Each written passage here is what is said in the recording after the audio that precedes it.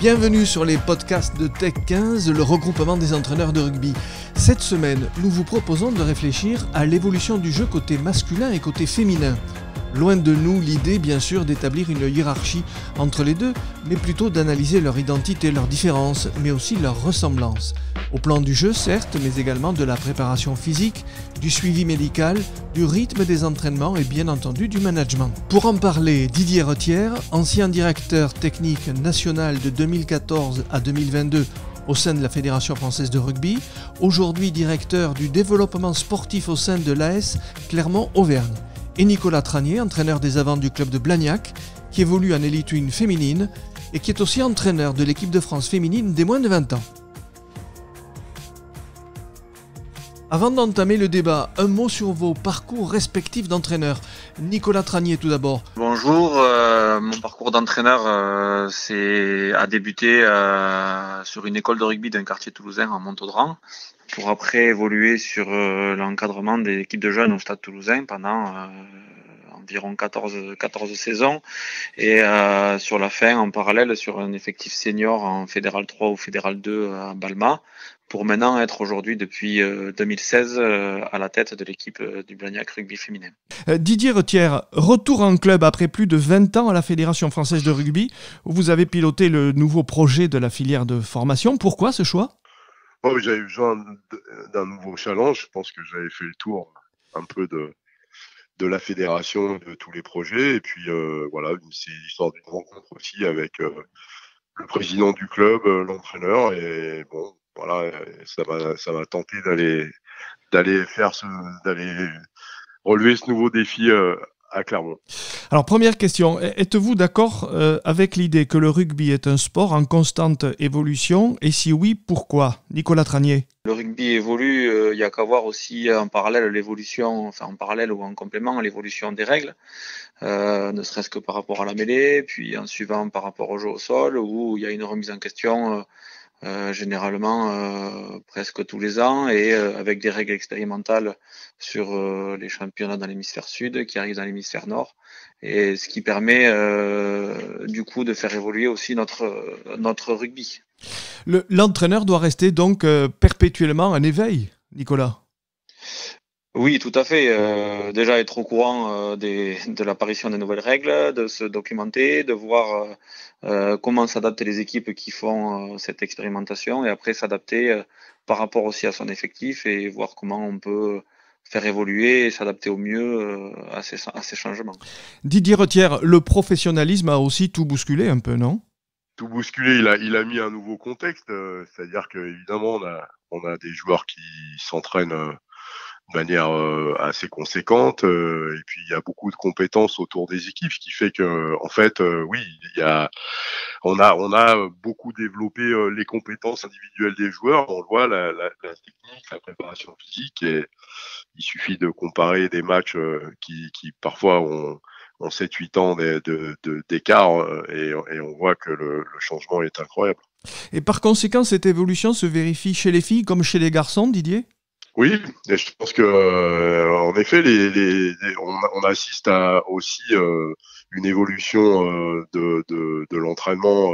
Alors il y a deux effets. Il y a l'effet d'une sorte d'infusion de ce qui se passe chez les garçons, et qui évidemment je vais dire, se transmet à la dynamique du rugby féminin. Et puis derrière, il y a aussi l'évolution du contexte d'entraînement des équipes féminines, avec des clubs qui se structurent, avec des joueuses qui se préparent plus, et il y a aussi une concurrence entre les clubs qui progressent, et donc qui amène tout le monde à aller vers le haut.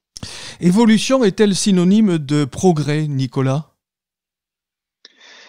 Aujourd'hui, oui, on peut dire qu'il y a du progrès, parce que les clubs évoluent et cherchent à se structurer de plus en plus, avec l'abondance de compétences autour de la joueuse, pour leur proposer un dispositif d'entraînement de plus en plus sérieux et de plus en plus évolué. Je me rappelle, quand j'ai commencé en 2016, on s'entraînait 2 fois semaine. Aujourd'hui, on est plutôt à 6 fois semaine, avec des entraînements un peu plus calibrés, l'apport d'un suivi médical, l'apport d'un complément sur les week-ends avec un suivi avec des kinés qui couvrent sur les matchs et également un préparateur physique qui est omniprésent sur toute la semaine d'entraînement. Donc on a une évolution dans la capacité à s'entraîner qui est quand même plutôt riche aujourd'hui et je crois que tous les clubs sont en train de partir dans cette direction-là. Le rugby féminin est sur le même chemin que le rugby des garçons il y a une vingtaine d'années, quoi. Ça va tout droit vers le professionnalisme, c'est ça, Nicolas Tranier ? Alors si ça va tout droit dans le professionnalisme à 100%, j'en suis pas certain aujourd'hui. C'est ce qu'on peut peut-être souhaiter pour le rugby féminin sous une dizaine d'années. Aujourd'hui, on tend vers du professionnalisme, notamment avec l'apparition des contrats fédéraux faits avec la fédération. Mais ça représente qu'un petit échantillon aujourd'hui du nombre de licenciés et il faudrait voir à ce que les clubs arrivent à se structurer encore plus. Mais là, je pense qu'on n'est pas tout à fait prêt à avoir des clubs pro 100% féminins aujourd'hui. Quels sont les paramètres qui permettent de mesurer cette évolution de façon plus sensible chez les garçons, avec par exemple le nombre de mêlées et de touches entre 1980 et 2022, c'est ça, Didier Retière ? Oui, c'est un des aspects, c'est aussi le temps de jeu, effectif de jeu, c'est le nombre de passes dans le plaquage. Voilà, on a eu une croissance incroyable pendant des années. Aujourd'hui, c'est en train un peu de se stabiliser.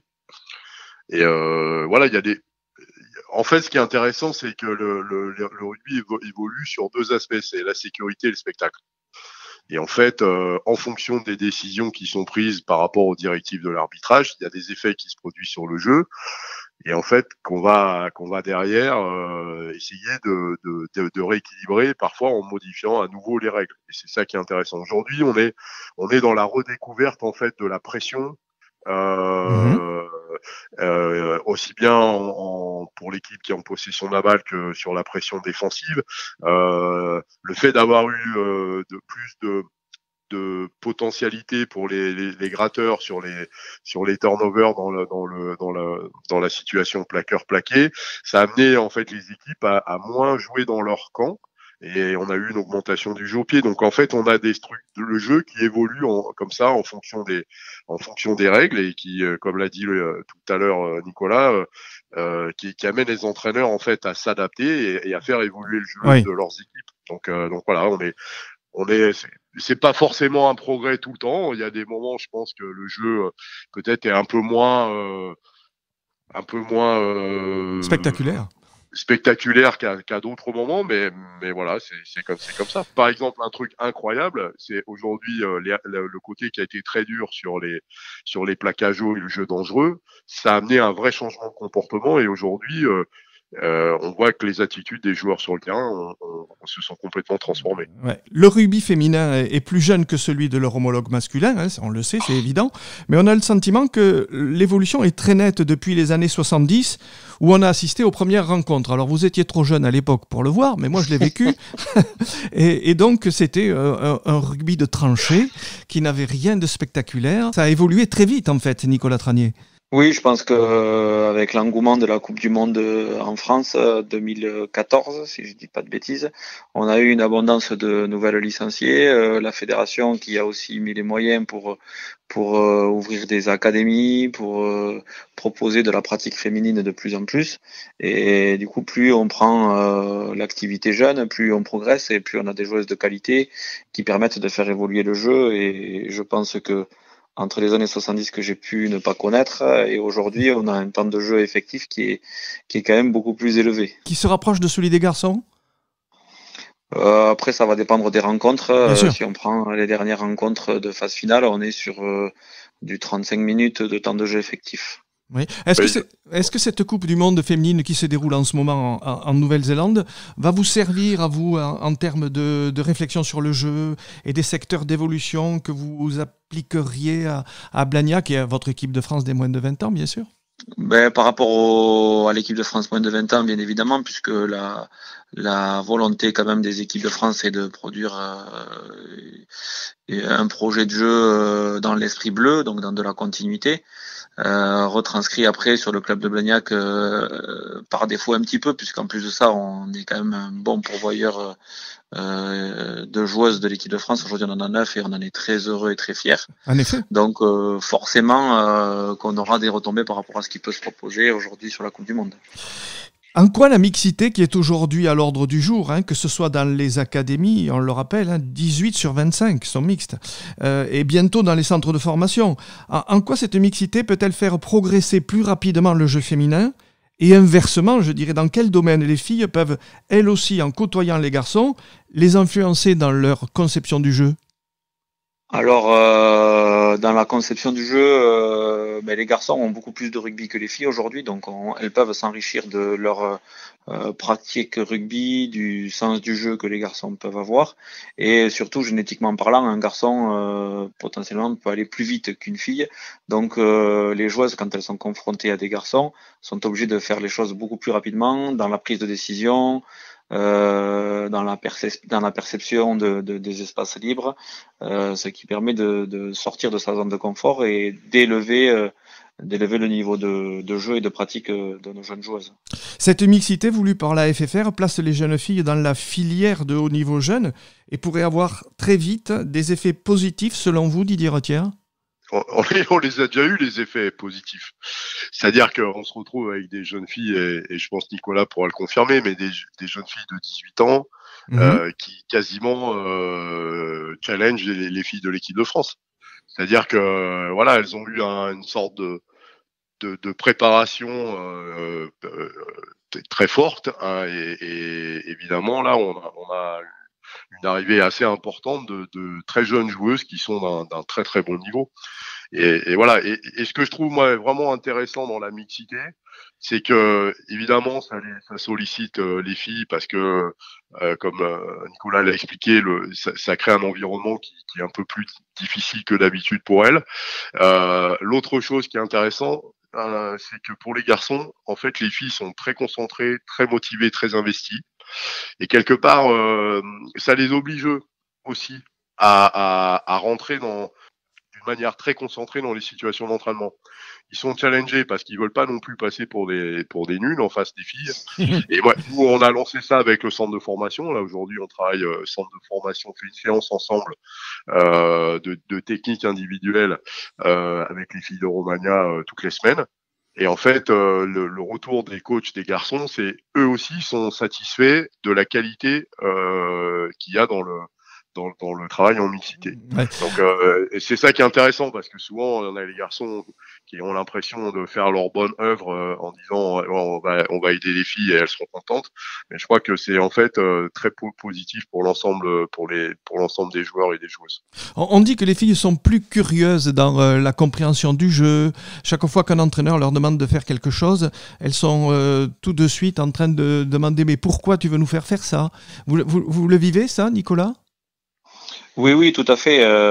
Mais je crois que on avait peut-être pris des mauvaises habitudes avec les garçons de pas expliquer le pourquoi du comment, et du coup le garçon appliquait peut-être plus facilement les choses qu'une fille. Les filles, elles ont besoin de comprendre pourquoi on leur demande de faire ça, et je crois que c'est pas une mauvaise chose, et je pense que c'est bon dans le cadre de la formation de devoir expliquer le pourquoi du comment et pourquoi je fais telle situation ou telle autre situation, et je pense que c'est bon pour autant les garçons que les filles. Je reviens à la cohabitation filles-garçons qui peut démarrer très tôt à l'école de rugby.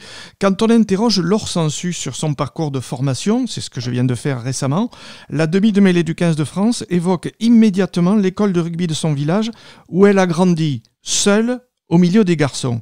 C'est entre 8 et 14 ans, dit-elle, que j'ai le plus appris. Nicolas ? Oui, c'est certainement ce qui peut manquer chez les filles aujourd'hui, puisque soit elles franchissent le pas, comme a pu le faire Laure Sansus, aller directement avec les garçons, soit par timidité ou ou autres, les filles ne vont pas vers ce milieu de garçons de peur de se retrouver toutes seules, donc elles ne peuvent jouer entre elles aujourd'hui qu'à partir de moins de 15 ans, donc forcément l'apprentissage se fait relativement tôt, et donc plus on apprend les choses tôt, plus c'est facile, et c'est peut-être ce qui manque, comme le soulignait tout à l'heure Didier, aux jeunes un peu plus anciennes par rapport aux jeunes de 18 ans qui arrivent, qui ont connu le rugby un peu plus tôt, et effectivement je peux confirmer que des jeunes de 18 ans aujourd'hui viennent titiller des plus anciennes, donc effectivement l'apprentissage au plus jeune âge, au milieu de garçons, reste assez bénéfique. Moi, je vois aussi au niveau du club de Blagnac, ce qu'on a mis en place, c'est une séance de technique individuelle pour nos moins de 15 féminines, moins de 18 féminines, avec les moins de 14 garçons, le lundi soir. Donc, c'est assez riche. Et même pour le groupe senior, on a eu fait du travail en commun avec les moins de 16 garçons.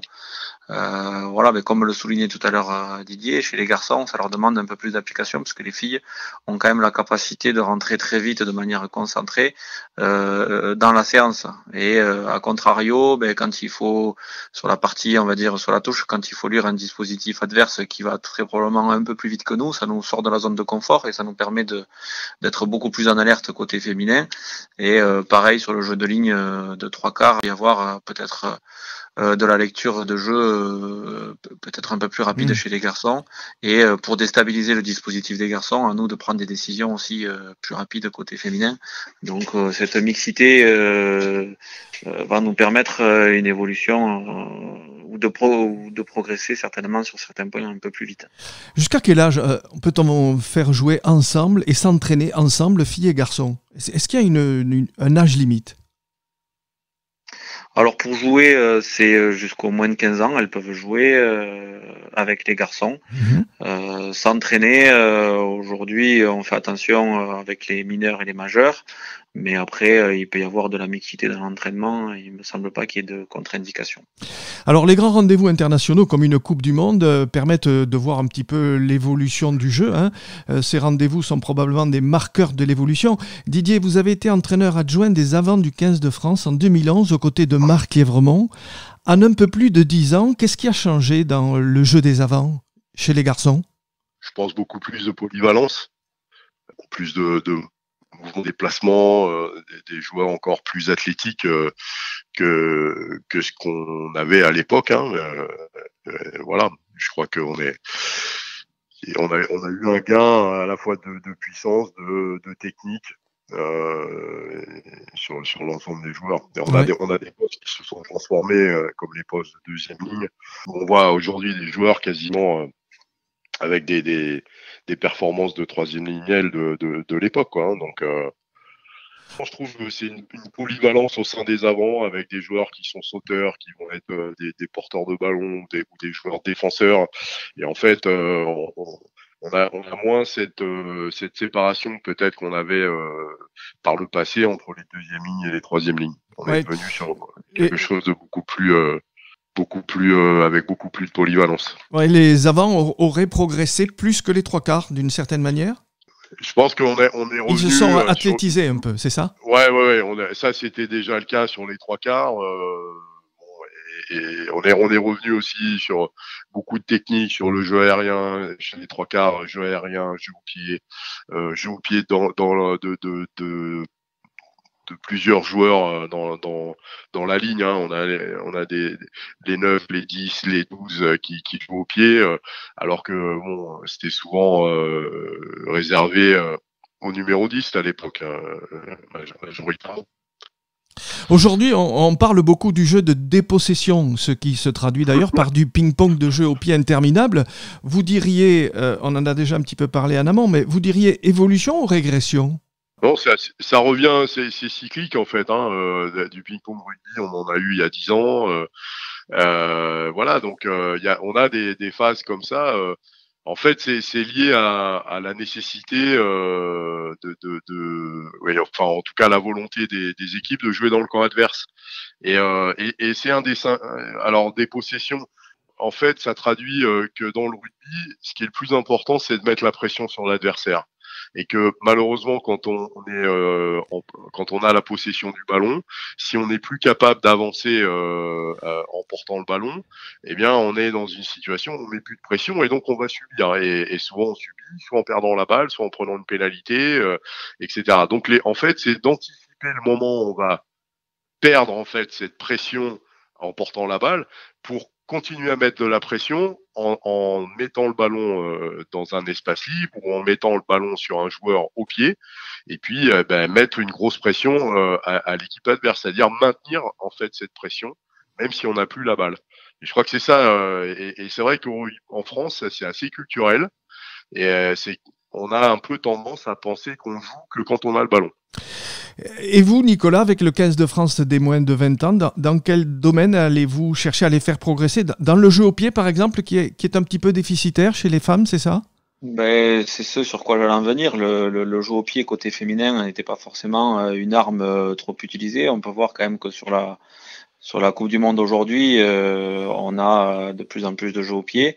Mais aussi, surtout, on le disait tout à l'heure, les joueuses apprennent plus de choses déjà dès le plus jeune âge, et le jeu au pied fait aussi partie d'une forme de jeu qui peut être intéressante, soit pour aller occuper le terrain et mettre la pression sur l'adversaire, soit aussi une arme offensive, comme on peut voir l'essai de notre équipe de France samedi matin, où on a un petit jeu au pied de Caroline Drouin, récupéré par, me semble-t-il, Gabrielle Vernier, une joueuse de Blagnac, qui finit par aller marquer. Donc effectivement, c'est pour le rugby féminin une évolution sur la pratique et sur une des formes de jeu qui peut être une arme assez intéressante. Il y aura toujours cette différence physiologique entre les hommes et les femmes, encore plus nette quand on parle de sport comme le rugby, c'est sûr. Cela ne conduit-il pas le rugby féminin à privilégier plutôt un jeu d'évitement plus que d'affrontement?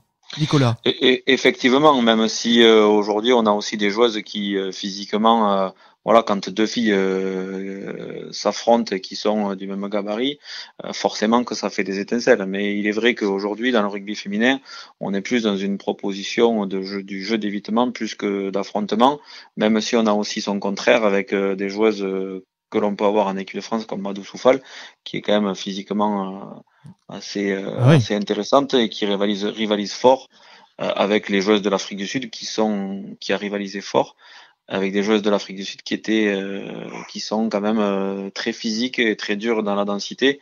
Didier Retière, à l'ASM, quelle est la philosophie en la matière auprès des filles?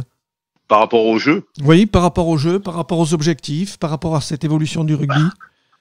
Nous, l'idée, c'est vraiment d'accompagner le développement du rugby féminin et de l'équipe ASM Romagna, qui, je pense, est une équipe emblématique de la région. Et c'est vrai qu'elles ont on est en fait aujourd'hui à un vrai tournant, c'est-à-dire que historiquement, les clubs féminins sont pas toujours, mais se sont souvent construits en fait en opposition au rugby masculin, parce que souvent les garçons n'avaient pas voulu ou pas jugé utile que de faire un peu de place pour les filles. Et donc, ce sont des clubs féminins qui se sont développés, voilà, un peu en contre-culture. Et là, aujourd'hui, l'idée, c'est de refédérer l'ensemble du rugby local, où l'image du rugby féminin, aujourd'hui, est positive pour le rugby en général. C'est-à-dire que on a eu le développement du rugby masculin n'a pas non plus été toujours très positif. On a perdu à un certain moment les valeurs qui nous sont chères parce que on avait tout un environnement très centré sur l'argent, sur les contrats, sur la médiatisation, tout ça. Même si on se rend compte qu'on est en train de revenir un peu en arrière dans le rugby masculin. Je trouve que l'élan et la fraîcheur en fait qu'apporte le rugby féminin au rugby, elle est très positive aujourd'hui. C'est admis aujourd'hui que le rugby féminin fait partie vraiment de la famille du rugby et qu'on n'entend plus les colibés par rapport à cette pratique féminine. Nicolas, vous le vivez, ça? Alors, c'est admis, oui, que ça a la même place que le rugby masculin. Il y a encore un petit peu de travail à faire pour que toutes les mentalités arrivent à mettre à la même hauteur le féminin et le masculin. Mais on est quand même dans une progression quand même importante qu'on retrouve aussi dans le milieu de l'entreprise. Il y a de plus en plus de femmes qui arrivent dans la société en général. Oui, dans la société en général, dans le milieu de l'entreprise, de trouver une place. Voilà, je pense qu'il y a la place pour tout le monde. Et aujourd'hui, les filles sont en train de trouver aussi leur place dans le monde du rugby. On sait que la qualité du management d'une équipe est aujourd'hui primordiale dans la quête de la performance, mais est-ce que vous voyez des différences notables entre les filles, entre la façon de manager les filles et de manager les garçons? Vous avez vécu les deux, Nicolas. Oui, tout à fait. J'ai vécu les deux. Alors, il y a des particularités chez les filles ou chez les garçons, mais je pense que c'est plus la particularité d'appartenance à un groupe. Plus que de grosses différences. Voilà, l'idée c'est que moi, dans ce que je peux avoir comme valeur, c'est être juste, être franc. Les filles comme les garçons, ils ont besoin de la même chose. On peut pas passer au travers d'un avis ou d'une évaluation ou faire semblant d'eux, quoi. Je pense qu'il faut être dans la franchise, la transparence et la justesse, quoi. Ouais. Voilà. Que David, ce soit chez les filles ou chez les garçons, ça me paraît être des valeurs essentielles. Ouais, David Courtex, entraîneur de l'équipe de France des A7, des filles, me disait qu'il y a beaucoup plus d'exigences. On l'a un peu évoqué tout à l'heure, mais je voudrais y revenir. Il y a plus d'exigences de la part des filles qui ne supportent pas. Alors le mensonge, bien sûr, n'en parlons pas, mais une ambiance qui n'est pas à la hauteur et tout ça, c'est important quand on est face à un groupe de filles. Oui, c'est important, mais de notre côté, pour moi, j'y attachais la même importance quand j'avais un groupe de garçons. Donc, de ce point de vue-là, je pense pas qu'il y ait de grosses différences. Après, on sait que l'homme et la femme sont quand même relativement un peu différents, et il est vrai que une explication peut-être prend plus de temps pour une fille que pour un garçon. Mais à la fois, dans la gestion du groupe, voilà, j'y reviens dessus, mais voilà, la transparence, la franchise et la justesse me paraissent quand même des éléments capitaux. Dans un an, il y aura la Coupe du Monde en France pour notre équipe masculine. Nos filles, en ce moment, sont en Nouvelle-Zélande pour disputer leur Coupe du Monde. C'est une année, c'est 12 mois très importants pour vous, Didier Retière, qui pourraient se solder par 2 titres ou 2 podiums. On s'en contenterait peut-être. Qu'en pensez-vous? En tout cas, pour moi... Pas trop, mais pour le rugby français, oui. Et je pense qu'on en a un peu assez des podiums. Je crois qu'il faut aussi que le rugby aujourd'hui ait l'ambition à la hauteur de ce que représente le rugby en France et de l'implication de tout le monde, du talent qu'on a. On a une grande nation de rugby et je pense qu'on mérite, en tout cas, de viser d'être champion du monde, aussi bien chez les garçons que chez les filles. Nicolas, les filles qui ramèneraient la Coupe du Monde de Nouvelle-Zélande, ça aurait quelles conséquences sur le rugby français? Déjà, c'est tout le mal que je pourrais leur souhaiter. On est aujourd'hui les premiers supporters de notre équipe de France. Qu'est-ce que ça pourrait apporter un engouement positif à la pratique du rugby féminin qui aujourd'hui est en vogue avec l'augmentation des licenciés, une pratique qui commence ou qui demande à avoir un peu plus de visibilité. Je pense que ça pourrait attirer que des bonnes choses pour le rugby féminin, tant dans son évolution que dans des personnes ou des entreprises ou des médias qui s'intéresseraient de plus en plus à ce qui se fait au niveau national ici aujourd'hui. Nicolas Tranier, merci beaucoup d'avoir participé à ce podcast de Tech 15. Merci également à Didier Retière et à très bientôt. À bientôt. À bientôt, au revoir. La semaine prochaine, nous consacrerons notre 4e podcast à la gestion d'une équipe de haut niveau. Nous serons en compagnie de Nicolas Godignon, manager de l'équipe Rouen-Normandie Rugby qui évolue en Pro D2, et de Fabrice Ribérol, manager de l'AS Romagna Rugby qui évolue en Elite 1 féminine.